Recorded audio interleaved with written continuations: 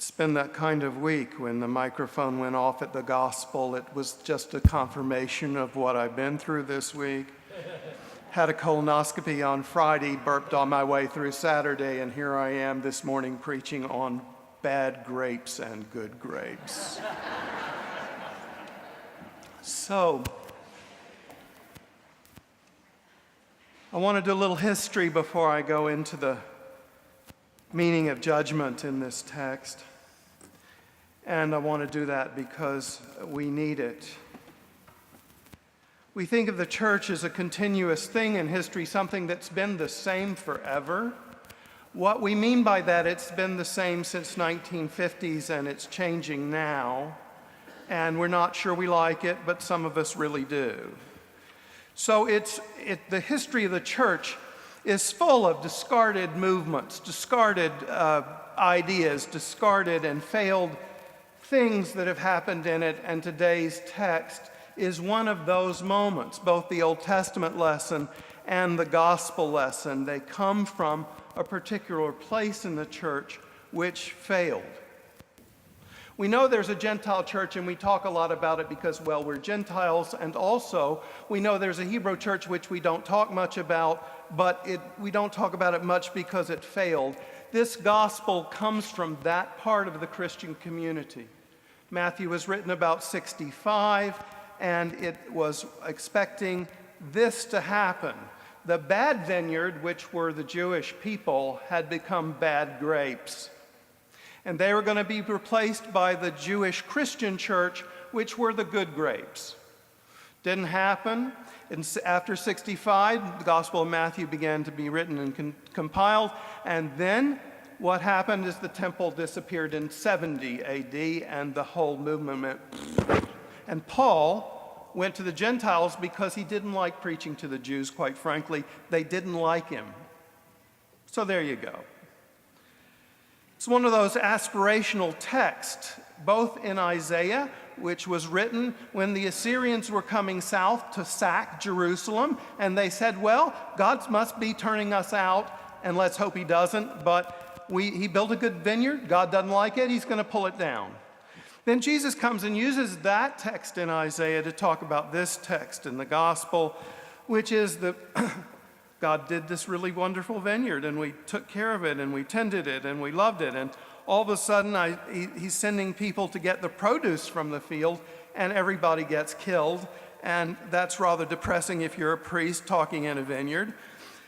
But that's the text. It's aspirational. It's a hope of the Jewish Christian church that it would prevail over its more conservative and legalistic people.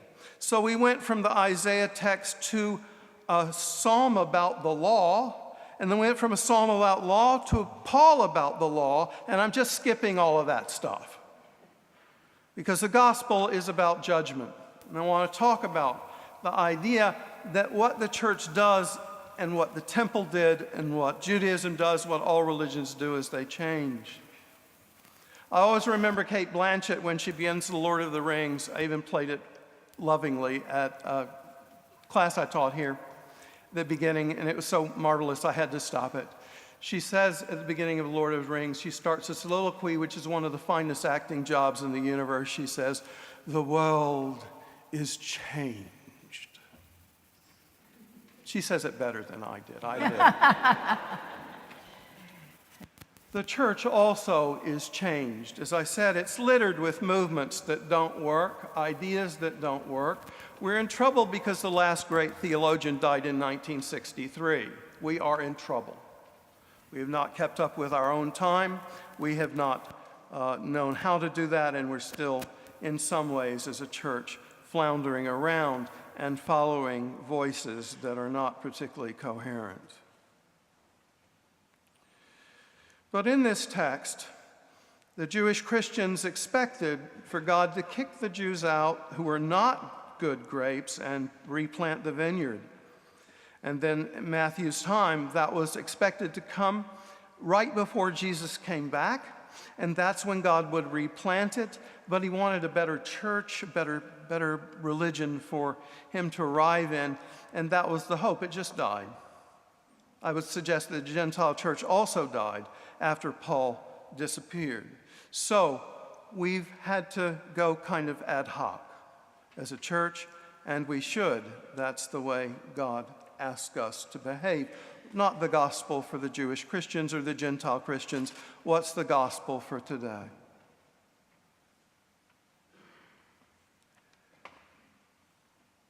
We all have bad grapes in us, don't we?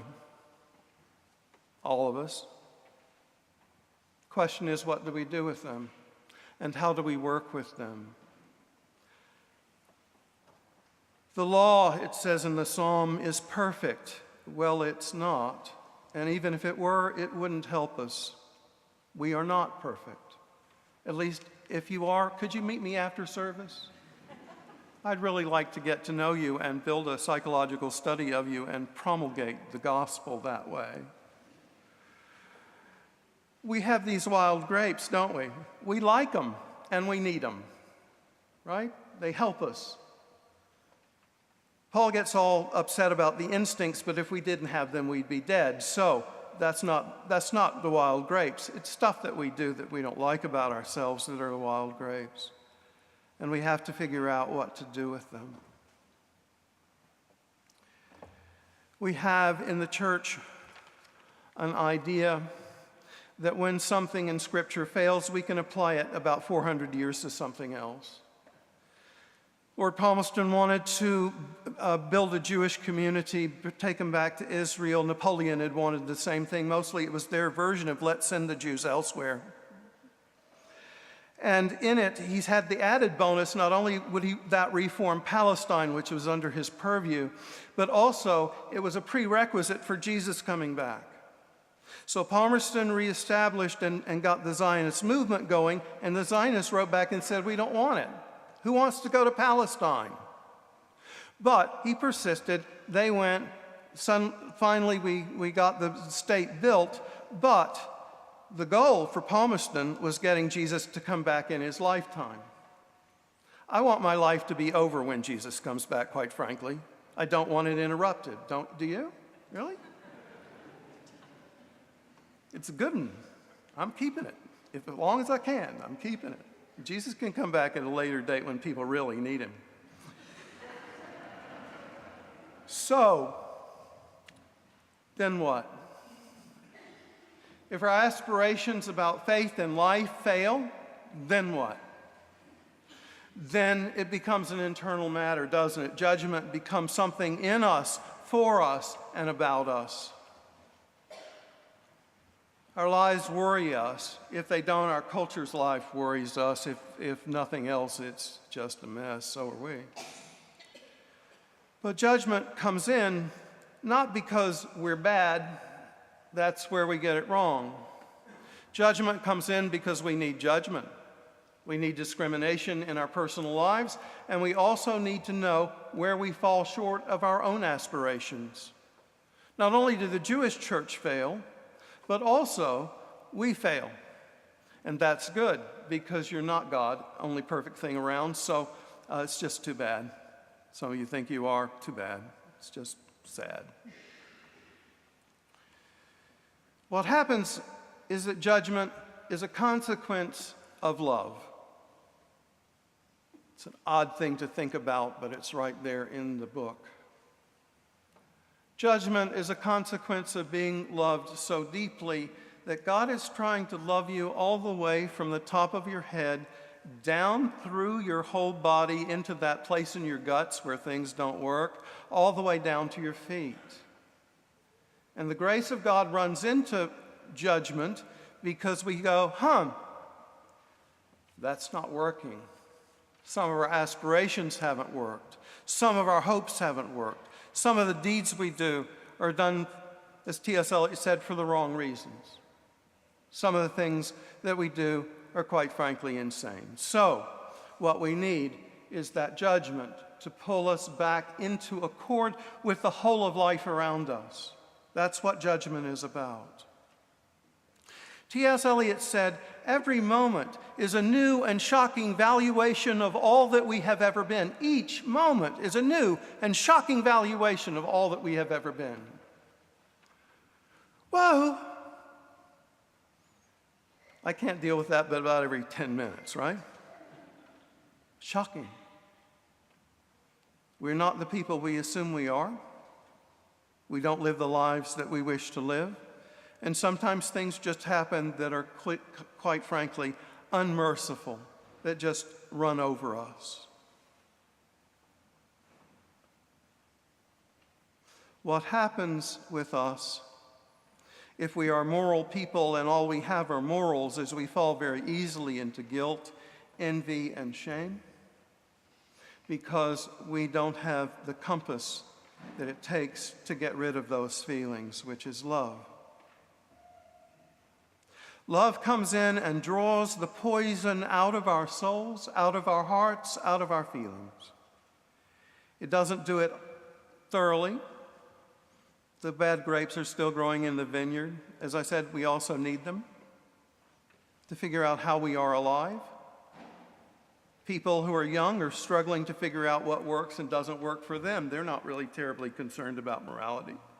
Well, we hope that morality will hinge around this gift that we talk about in our faith, and that gift of God who loves us and gave himself for us and loves us thoroughly right now. Right as you're sitting there. And if you take that idea in and you try to take it deep down, you'll find resistance, you'll find hope, you'll find that love matters. It calls to attention the things that we deserve and need to pay attention to. It's like an antidote for poison, love is, and it's an antidote that we never get right in this life because we are not God. We're not intended to be God. And if we were all perfect, we would be so bored with life that we couldn't stand it, right? You know perfect people who think they're perfect. You don't want to spend any time with them any more than I do. So, the vulnerability to love really makes us as Christians try to respond to things with love that are impossible to respond to with love in any sentimental form. In my practice, I work with a lot of abused people who are abused horribly as children, and that's not, in my view, forgivable. We can cover it up with a lard of sentiment and love and pseudo-responsibility, but the facts are already in with some people by the time they're 4. Only love works, attention works, and it works slowly, and it works very, very well. Over time, people can learn to undo some of what has happened to them and find a new way. That's why I do what I do. But the love is bigger than we are. Imagine that you are called by God to be in relationship with everything that you meet, every person that you meet, every idea that you have. You're called to be in relationship with it charitably. So if you have crazy ideas like I do, you say, well, they're crazy, but I'm loved. If they're good ideas, then you hold on to them and try to put them in this sermon, which was tough. If you have bad ideas, you hold on to them because they teach you more about yourself than your good ideas do. And grace is running through every human experience at every moment of every day. Each moment is a new and shocking valuation of all that we have ever been. T.S. Eliot at his best. Judgment is around to bring us into line with a deeper form of love. It's an idea that is so misused, and the word is so misused, I hate to use it in a sermon, but I gotta. Love is what sells products in this country. Everything on television is something you should fall in love with. Every time you turn on your computer, and there's something begging for your love that isn't lovable. Geico commercials, for example.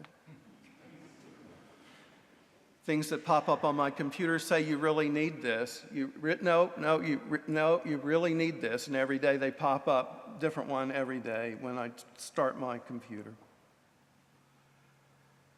It's hard to sift through all of that. It's so annoying that it's hard to sift through that. To how to love Geico. I have trouble. You may help me. But that's the call. How do you care for the impersonal nature of modern life? How do you try to love beyond it, love in spite of it, love through it? We worship a God who does not believe in a superficial kind of love. I grew up in a Southern family where love was very gushy. And my parents were gushy and my sisters were gushy. I don't do well with gush. But I like them. It was just sincere. They're lovely people. But I don't do well with gush, so I had to go look for a deeper kind of love because really it wasn't working for me. But even there, love is at work. The immediacy of God is not something that a lot of us think about. The need of the immediacy of God is not something many of us contemplate. But the invitation here is not that judgment is going to come down and you're going to go to hell because you've not done it well. As Calvin said, God already knows before you're born where you're going, so why live? Why live?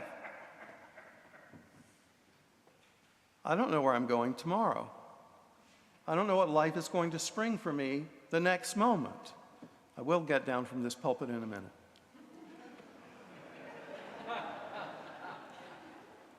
But I do want to invite you to an openness about charity, to a life not so morally fixated that charity is absent, but a life in which charity is possible almost everywhere, at almost any time.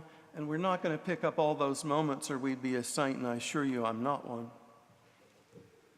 But it is possible to live better in the light of God's love. That's the purpose of judgment. That's the call to love more and more deeply as God grows and gains ground within us. Amen.